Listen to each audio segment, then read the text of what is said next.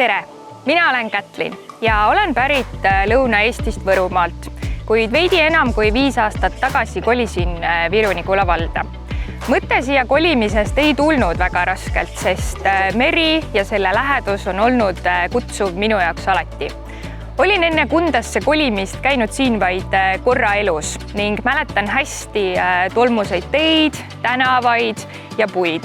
Kuid tänaseks ei saa me enam rääkida Viru-Nigula vallas ei tolmustest teedest, tänavatest ega mahajäänud asulatest, sest imetlusväärsed rannad, lauatennise meistrid ja uhiuued sportimisvõimalused kergliiklusteel räägivad iseenda eest. Viru-Nigula vallas on 3 suuremat asulat: Kunda, Viru-Nigula ja Aseri ning igaühes neist on nii kooli kui ka lasteaia võimalus, mis annab valikuvõimaluse elukoha osas, sest lapsed on hoitud igas piirkonnas. Viru-Nigula vald asub logistiliselt suurepärases asukohas, sest suuremad piirkonnad Rakvere, Tallinn ja Narva on kiviviske kaugusel ning neid saab külastada nii auto, bussi kui ka rongiga. Siin on imetlusväärsed rannad, mitmekülgne kultuuriprogramm, laialdane haridusvõrgustik, head sportimisvõimalused ning hästi toimiv muusikakool.